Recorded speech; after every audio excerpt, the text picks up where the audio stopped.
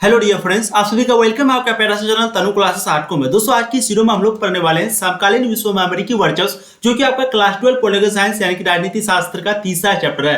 इसका जो है हम लोग तीसरा वीडियो लेके आए हैं। इससे पहले भी हम लोग 2 वीडियो कंप्लीट कर चुके हैं। जो उन दोनों वीडियो को नहीं देखे, प्लीज आप लोग जाइए इसी वीडियो के नीचे डिस्क्रिप्शन पे या फिर चैनल का प्लेलिस्ट पे जाइए, वहां से जो है आप दोनों वीडियो को पहले देख लीजिए, पार्ट 1 पार्ट 2 को। ये आपका तीसरा पार्ट है, ठीक है।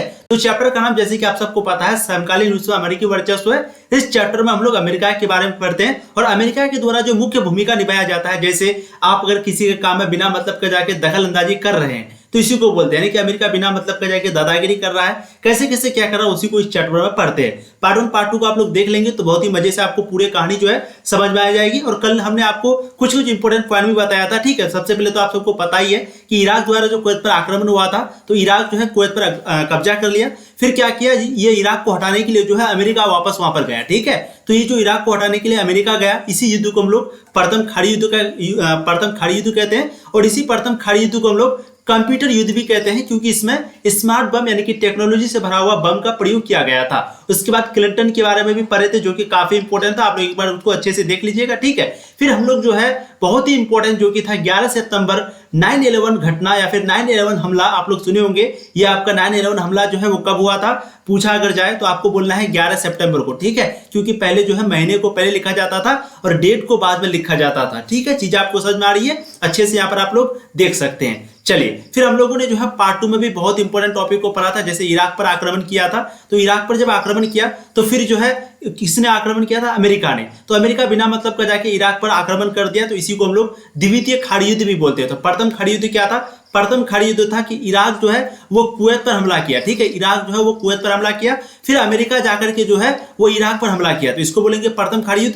फिर दोबारा क्या हुआ, अमेरिका जो है बिना मतलब का जाकर के इराक पर हमला कर दिया और बहाना क्या लगाया कि इराक जो है वो अवैध संबंध यानी कि हथियार रखता था, हथियार का सप्लाई करता था, जबकि वैसा कुछ भी नहीं था। उसका मकसद क्या था, मकसद था उसका तेल पे जाके कब्जा करना, ठीक है। तो पार्ट 2 में जो है हम लोगों ने इन सारे चीजों को देखा है। आप लोग जो भी नहीं देखे, प्लीज एक बार जाकर के अच्छे से उसको पढ़ लीजिएगा, समझ लीजिएगा। बहुत ही मजेदार चैप्टर है, ठीक है। हम लोगों ने जो है ये भी पढ़ लिया था अमेरिकी शक्ति के रास्ते में रुकावट, यानी कि अमेरिकी शक्ति जो है उसमें क्या क्या यानी कि कौन कौन रुकावट डाल सकता है। तो एक तो हम लोगों ने पढ़ा था कि कार्यपालिका डाल सकता है। फिर दूसरी रुकावट हम लोगों ने देखा था कि उसका जो है अंदरूनी अड़चन है, अमेरिका की राजनीतिक संस्कृति में शासन के उद्देश्य तथा तरीके से लेकर संदेह का भाव बढ़ा हुआ है। तो अमेरिका का जो सैन्य अभियान है उस पर अंकुश रखने में यह बात भी रुकावट अच्छी भूमिका मतलब कि निभाती है। और दूसरा है आपका नेटो जो संधि है वो भी इस पर रोक लगा सकती है, यानी कि एक प्रकार का बोल सकते हैं इसको थाम सकती है। अब आपका जो आज पार्ट 3 जो है इसमें हम लोग बस छोटा छोटा टॉपिक है उसको पढ़ेंगे, तो प्लीज मेरी बातों को आप लोग ध्यान से सुनिए। देखिए,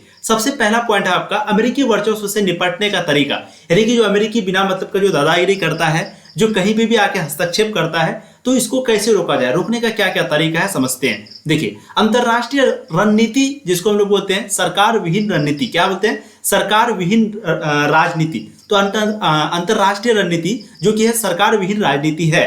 कायदे कानून जरूर है जिससे युद्ध पर कुछ समय के लिए अंकुश लगाया जा सकता है, पर इससे युद्ध को पूरी तरह समाप्त नहीं किया जा सकता है। भारत, चीन और रूस जैसे बड़े देश अमेरिकी वर्चस्व को चुनौती देने की का शक्ति रखता है, पर इन देशों में आपसी विभेद है।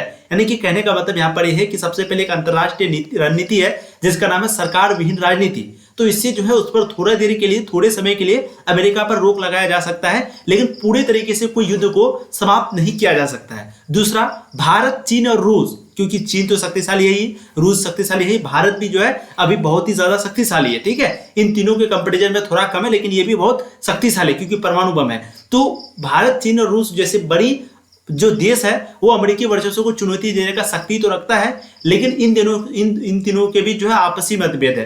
अब आपको पता है चीन के साथ हम लोग का कभी भी नहीं बनता है, रूस के साथ तो अच्छा बना हुआ लेकिन चीन के साथ नहीं बनता है, फिर चीन का जो है रूस के साथ बनता है। तो आपसी भेद है जिसके कारण क्या है कि अमेरिका को हम लोग नहीं झुका पाते हैं। लेकिन अगर वही सोचिए भारत, चीन और रूस मिल जाए तो 100% वो हम लोग के सामने झुक जाएगा, है ना। तो यही अमेरिकी वर्चस्व को चुनौती देने का शक्ति रखता है ये तीनों देश, लेकिन इन तीनों के बीच आपसी भेदभाव है, मतभेद बहुत ज्यादा है इन तीनों देशों के बीच। अब आपका नेक्स्ट पॉइंट है देशों के सामने एक विकल्प यह भी है, यानी कि एक ऑप्शन यह भी है कि वे अपने आप को अमेरिका की निगाह से छुपा ले या फिर उससे दूर रहे। ठीक है, तो देशों के पास यानी कि बचने के लिए एक ये भी है, या तो अमेरिका से छुपा ले या फिर उससे दूर रहे। अब अगला पॉइंट है, चीन, भारत और रूस जैसे बड़े देश अपने आप को ज्यादा दिनों तक अमेरिका की निगाह में चढ़ने से बचाकर रख सकें, यह कल्पना से परे है। यानी कि कहने का मतलब है कि भाई चीन भी शक्तिशाली है, भारत भी शक्तिशाली है, रूस भी शक्तिशाली है। अब अगर आप बोलेंगे कोई शक्तिशाली देश है जिसका दुनिया में बोलबाला चल रहा हो, और वो अगर बोलबाला जिसका चलेगा, तो क्या वो आदमी छुप के रह सकता है? बिल्कुल नहीं रह सकता है। कि कब तक वो अमेरिका से, मतलब अमेरिका को जो नजर से है, छुप के रहेगा? बिल्कुल नहीं रह पाएगा। तो वही कहना है कि ये कल्पना से भी परे है, यानी कि ऐसा हम लोग कल्पना भी नहीं कर सकते हैं, सोच भी नहीं सकते हैं कि चीन, भारत और रूस जो है वो अमेरिका से अपने निगाह को छुपा सकता है या फिर उससे बच सकता है। अब अगला पॉइंट है आपका, मीडिया का एक बड़ा समूह, लेखक, बुद्धिजीवी, कलाकार आदि, ये जो है अमेरिकी वर्चस्व का विरोध करे तो विश्व पर एक ऐसा नेटवर्क फैल जाएगा जिसमें अमेरिकी नागरिक भी शामिल होंगे और अमेरिकी नीतियों की आलोचना किया जा सकेगा। यानी कि कहने का मतलब है कि एक मीडिया जो है बहुत बड़ा रोल निभाती है कोई भी चीज में।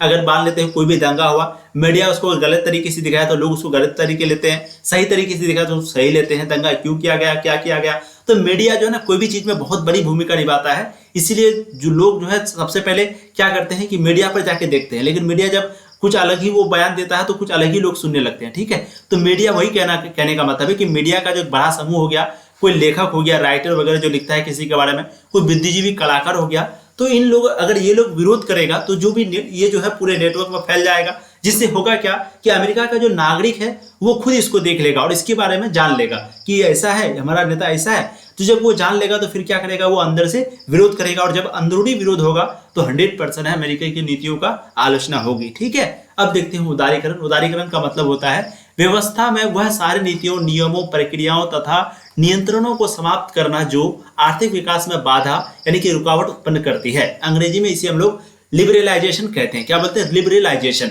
तो चीजें आपको समझ में आ गई, यानी कि नीति हो गया, कोई भी व्यवस्था में, आर्थिक व्यवस्था में कोई भी नीति हो गया, कोई भी नियम रूल हो गया, कोई भी पॉलिसी हो गया, कोई भी प्रक्रिया हो गया, कोई भी प्रोसेस या फिर कोई भी कंट्रोल करने का, अगर इसको समाप्त करने का आर्थिक विकास में बाधा उत्पन्न करता है, यानी कि नियमों, प्रक्रियाओं, नियंत्रणों को समाप्त करना जो आर्थिक विकास में बाधा उत्पन्न करता है, तो ये इसको अगर कोई समाप्त करेगा तो 100% है कि आर्थिक विकास में क्या होगा, बाधा होगा।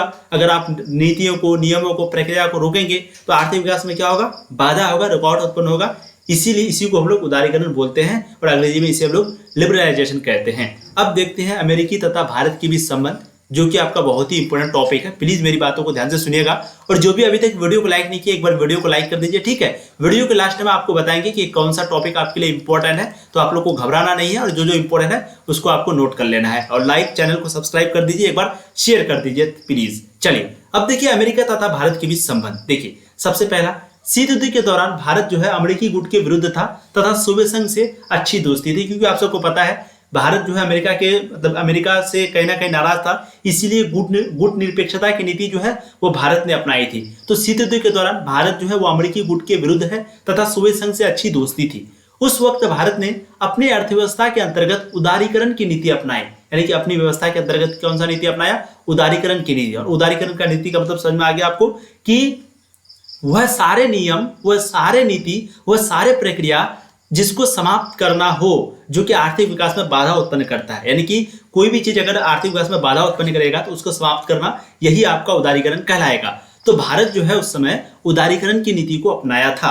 अब अमेरिका सहित कई देशों के लिए भारत आकर्षक आर्थिक सहयोगी बन गया है, और अब जो है अमेरिका सहित कई देशों के लिए भारत क्या बन गया है, अट्रैक्शन वाला जगह बन गया है। यानी कि भारत का नजर अभी लगभग सब, भारत के ऊपर जो नजर है लगभग सभी देश का है। सॉफ्टवेयर के क्षेत्र में भारत के कुल निर्यात का 65% अमेरिका को जाता है। यानी कि अगर हम लोग कोई भी सॉफ्टवेयर का क्षेत्र में कोई भी भारत का कोई निर्यात करते हैं, एक्सपोर्ट करते हैं, ठीक है, आयात नहीं है, निर्यात, यानी कि हम लोग देते हैं, कोई भी देश का सामान हम लोग देते हैं। तो सॉफ्टवेयर के क्षेत्र में भारत की कुल निर्यात कितना है, 65% अमेरिका को जाता है। ठीक है, बोइंग के 35% तकनीकी कर्मचारी भारतीय मूल के हैं। बोइंग के जो 35% जो आपका तकनीकी कर्मचारी है वो कहां से है, भारतीय मूल के है। अमेरिका में उच्च प्रौद्योगिकी के क्षेत्र में 15% कंपनियों की शुरुआत अमेरिका में बसे भारतीयों ने की है। यानी कि कहने का मतलब है कि अमेरिका में जो भी उच्च प्रौद्योगिकी यानी कि जो बहुत बड़े बड़े फैक्ट्री है, तो उस क्षेत्र में जो 15% जो कंपनियां हैं उसकी शुरुआत किसने किया है, उसकी शुरुआत हमारे देश के महान, जी हाँ, हमारे देश के लोगों ने किया है, यानी कि भारतीयों ने किया है। तो कहने का मतलब यहाँ पर यही है कि वहाँ पर जो बड़े बड़े कंपनी है तो उसमें जो 15% जो कंपनी है, मान लेते हैं अगर वहाँ पर टोटल 100 कंपनी होगा तो इन 100 में से 15 कंपनी जो है वो भारत का है। कहने का मतलब यही है। ठीक है, चीज आपको समझ में आ रही है। चलिए अब आपका नेक्स्ट टॉपिक है भारत में भारत अमेरिकी संबंध को लेकर संभावित 3 रणनीतियां पर बहस जारी है। रणनीतियां पर बहस जारी है मतलब कहने का है कि भारत में जो आपका भारत और अमेरिका के बीच का जो संबंध है उसको लेकर के 3 रणनीतियों पर बहस जो है अभी भी जारी है। वो रणनीति क्या क्या है इसको हम लोग अच्छे से समझते हैं। देखिए, पहला रणनीति, भारत के ऐसे विद्वान जो अंतरराष्ट्रीय राजनीति को सैनिक शक्ति के रूप में देखते हैं और समझते हैं, वह भारत और अमेरिका की बढ़ती नजदीकी से डरते हैं। उनका कहना है कि भारत खुद अपनी राष्ट्रीय शक्ति को बढ़ाने में ध्यान दे, ना कि वाशिंगटन से अपना संबंध बनाए। ठीक है, तो पहला रणनीति क्या है, भारत ऐसा विद्वान जो अंतरराष्ट्रीय राजनीति को सैनिक शक्ति के रूप में देखते हैं। ठीक है, किसके रूप में, सैनिक शक्ति के रूप में देखते हैं और समझते हैं। तो वो भारत और अमेरिका की बढ़ती जो नजदीकी है उससे डरता है, यानी कि भारत और अमेरिका के बीच का जो नजदीकी है उससे डरता है। उनका कहना है कि भारत खुद अपनी राष्ट्रीय शक्ति को बढ़ाने से ध्यान दे, ना कि वाशिंगटन में। यानी कि सिंपल सा कहने का मतलब है, पहला रणनीति यही कहता है कि आप अमेरिका की तरफ मत जाओ, बेकार, कोई फायदा नहीं है, अपने से बनाओ, ये ज्यादा बेहतर है। ठीक है, दूसरा रणनीति क्या कहता है, कुछ विद्वान का कहना है कि भारत अमेरिका के संबंध एक ऐतिहासिक अवसर है। ठीक है, बहुत ही सुनहरा अवसर है, वह अवसर का फायदा भारत को उठाना चाहिए, अन्यथा अमेरिका के विरोध की रणनीति भारत को नुकसान करेगा। चीजें आपको समझ में आ रही है कि एक ऐतिहासिक अवसर है और इस अवसर का फायदा जो है भारत को उठाना चाहिए, अन्यथा क्या होगा कि अमेरिका का विरोधी की मतलब अमेरिका की विरोध की रणनीति भारत को नुकसान करेगा। अब तीसरा रणनीति है आपका, कुछ विद्वानों का कहना है कि भारत अपने अगुवाई में विकासशील देशों का गठबंधन बनाए। ठीक है, तो और कुछ विद्वानों का क्या कहना है कि भारत जो है अपने अगुवाई में, कोई भी बैठा कोई भी कुछ ना हो, अपने अगुवाई में विकासशील देशों का गठबंधन बनाए। ठीक है, चीजें आपको समझ में आ गई तो प्लीज वीडियो को लाइक कर दीजिएगा, चैनल को सब्सक्राइब और वीडियो को शेयर जरूर कीजिएगा। Thank you so much. अब एक बार आपको फटाफट रिवीजन कर देते हैं कि कौन कौन सा टॉपिक इंपॉर्टेंट है, क्योंकि जब तक आप इंपॉर्टेंट नहीं समझेंगे फिर आपको मजा नहीं आएगा। ठीक है, चैप्टर जो है आपका तीसरा समाप्त हो चुका है, तीसरा चैप्टर समाप्त हो गया। इसके बाद इसका ऑब्जेक्टिव और सब्जेक्टिव क्वेश्चन करेंगे।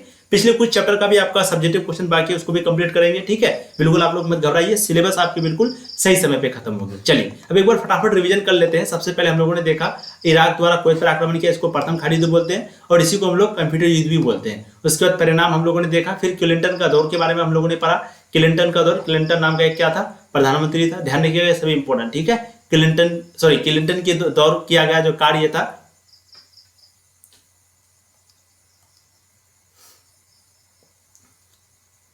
फिर हम लोगों ने क्लिंटन के बारे में पढ़ा था। क्लिंटन जो है एक आदमी का नाम था जो कि राष्ट्रपति था, कहाँ का, अमेरिका का। ठीक है, तो ये टोटल 8 वर्ष काम किए थे। आपको बहुत इंपॉर्टेंट टॉपिक बताए भी थे कल के वीडियो में कि ये जो है टोटल 8 साल तक काम किए थे। ठीक है, एक बार जो है 1992 में जीत हासिल किए थे, फिर 1996 में, क्योंकि आप सबको पता है अमेरिका में टोटल कोई भी नेता 4 साल तक ही रह सकता है। वो ऐसा नहीं है कि 5 साल, जैसे भारत में 5 साल है तो अमेरिका में 4 साल, और वहां पर मात्र 2 ही बार कोई राष्ट्रपति बन सकता है या फिर कोई भी पद 2 ही बार हासिल कर सकता है, ये नहीं कि 3 बार 4 बार। तो वहां पर जो 2 साल हासिल किया, इसका मतलब क्या हुआ, 8 साल, यानी कि मैक्सिमम कार्य जो है टोटल 8 साल कर सकता है। ठीक है, बहुत इंपॉर्टेंट है। क्लिंटन के दौर में किया गया कार्य हम लोगों ने देखा, क्लिंटन के दौर में किए गए प्रमुख अमेरिकी सैन्य शासन हम लोगों ने देखा। ठीक है, 9/11 हमला जो कि काफी इंपॉर्टेंट है, इसको भी एक बार आप लोग अच्छे से देख लीजिएगा।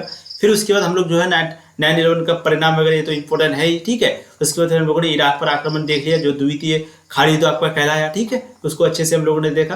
फिर वर्चस्व क्या होता है इसको अच्छे से समझा, सैन्य शक्ति वर्चस्व के रूप में, यानी कि जितना टॉपिक आपको येलो कलर वाला मिलेगा वो सभी आपके लिए इंपॉर्टेंट है। प्लीज तो जो भी वीडियो को लाइक नहीं किया कर दीजिएगा, और प्लीज एक बार जाकर के आप लोग जो भी इंपॉर्टेंट नोट नहीं बनाए एक बार बना लीजिएगा, बहुत मजा आने वाला है। ठीक है, बहुत ही मजा, तो एक बार आप लोग जरूर बनाइए। थैंक यू सो मच, ऐसी पढ़ाई करते रहिए, ऑल द वेरी बेस्ट। और प्लीज वीडियो को लाइक, चैनल को सब्सक्राइब और ज्यादा से ज्यादा जितने भी आपके दोस्त हो उसको शेयर करें ताकि वो भी जो है इसका फायदा उठा पाए। Thank you so much.